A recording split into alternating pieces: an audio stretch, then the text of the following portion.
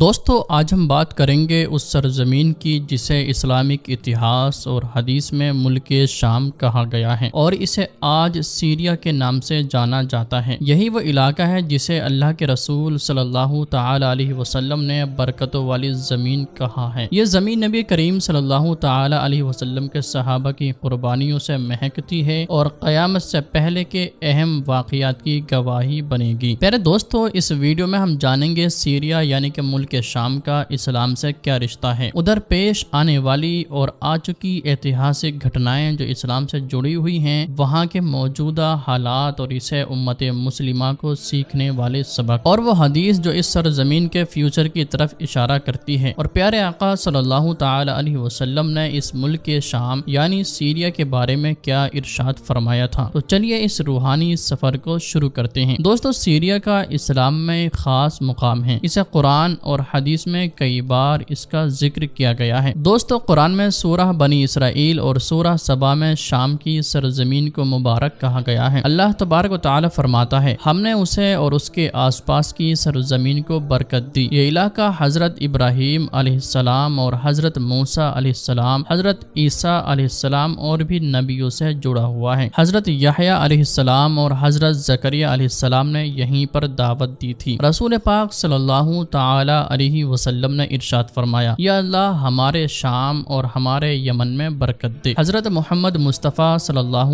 تعالی علیہ وسلم کا ایک اور فرمان ہے، جب فتنے پھیلے تو شام یعنی سیریا کی اور رہو، کیونکہ یہ زمین اللہ کی چنی ہوئی زمین ہے اور وہاں کے لوگ اس کے چنے ہوئے بندے ہیں۔ پیارے دوستو، ملک شام سے جڑے کچھ ایسے واقعات جو کہ قیامت سے پہلے ہونے والے ہیں، جیسے کہ دمشق سے سفید مینار کے پاس حضرت عیسیٰ علیہ السلام کا اترنا، دجال کا خاتمہ اور غزوہ ہند کا آغاز بھی اسی علاقے سے ہوگا۔ آخری دور میں مسلمانوں کا سب سے مضبوط گڑھ شام کی سرزمین ہوگا۔ پیارے دوستو، صحابہ اکرام کی بڑی تعداد نے شام کی سرزمین پر اسلام کے لیے اپنی جانیں قربان کی۔ حضرت ابو عبیدہ بن جراح رضی اللہ تعالی عنہ اور حضرت خالد بن ولید رضی اللہ تعالی عنہ جیسے بہادر یودھاؤں کی قبریں یہیں پر موجود ہیں۔ شام کی سرزمین کا اتہاس ہمیں اسلامی سنگھرشوں اور فتح کی یاد دلاتا ہے۔ حضرت عمر فاروق رضی اللہ تعالی عنہ کے خلیفہ بننے کے دور میں یہ علاقہ فتح ہوا۔ حضرت خالد بن ولید نے دمشق کو اسلام کے تحت لانے میں اہم بھومکا نبھائی۔ بنو امیہ کے دور میں دمشق اسلامک سلطنت کی راجدھانی بنا۔ یہ وقت اسلام کی ترقی اور طاقت کا پرتیک تھا۔ حضرت صلاح الدین ایوبی نے یہیں سے کروسیڈرز کو ہرایا اور یروشلم کو آزاد کروایا۔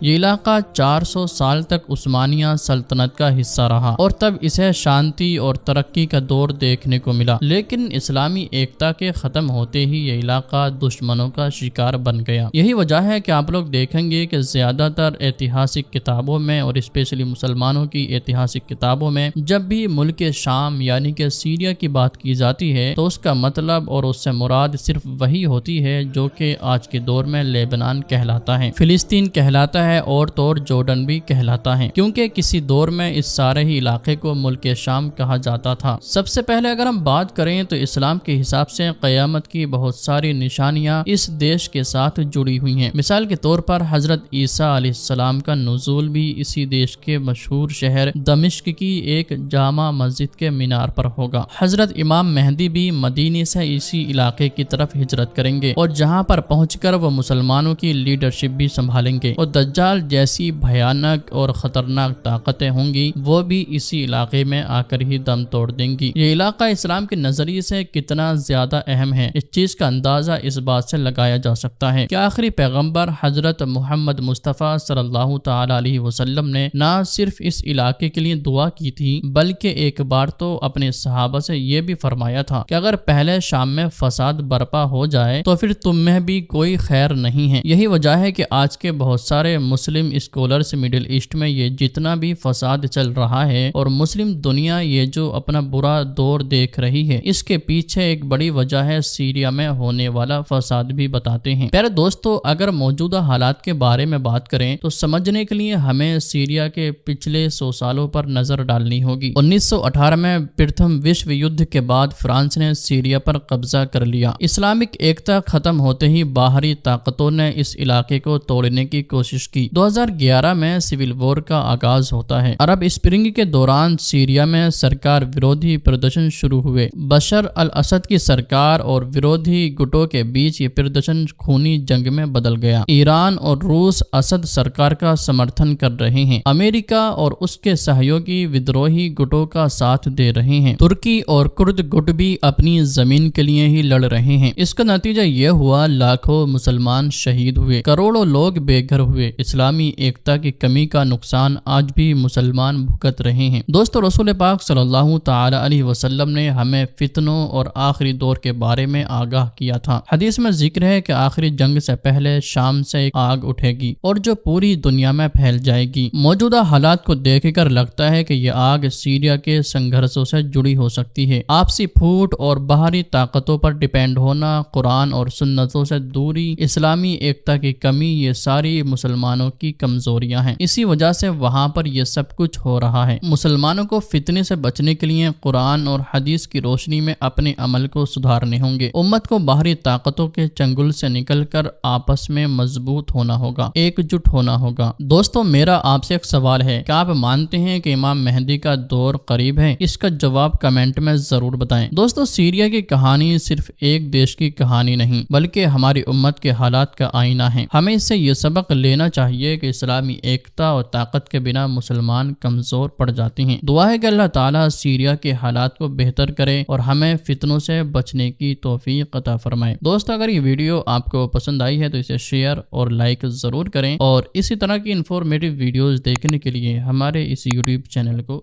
ضرور سبسکرائب کریں۔